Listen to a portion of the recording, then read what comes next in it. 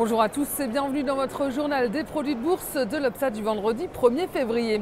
La bourse de Paris consolide, le CAC 40 baisse à nouveau légèrement de 0,87% à 3732 points. Il aligne sa deuxième séance de baisse d'affilée.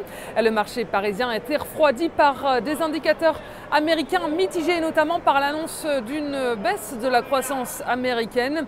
Et du côté des valeurs, le groupe de semi-conducteurs STMicroelectronics s'est hissé à la tête du CAC à plus 3,49% après des pertes moins élevées que prévues.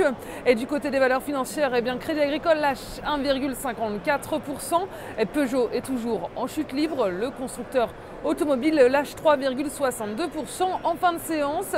Et outre-Atlantique, Wall Street clôture en ordre mitigé.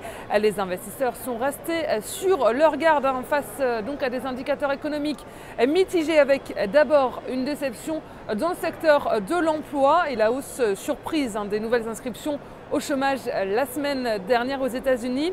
Et puis la deuxième déception, c'est du côté des indicateurs, c'est la hausse des dépenses des ménages américains, une hausse qui est donc plus faible que les revenus des ménages américains. Prudence également face à des résultats trimestriels en demi-teinte accueillis sans entrain par les investisseurs.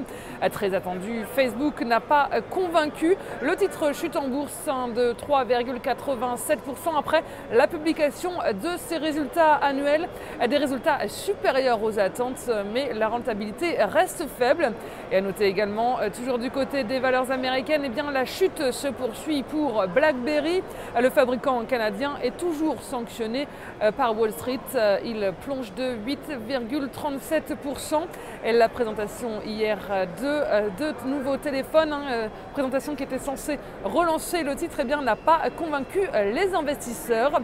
Et la bourse de New York a tout de même retrouvé le moral au cours de la séance grâce à l'envolée des revenus sur le mois de décembre et grâce également à un net rebond de l'activité économique dans la région de Chicago au mois de janvier.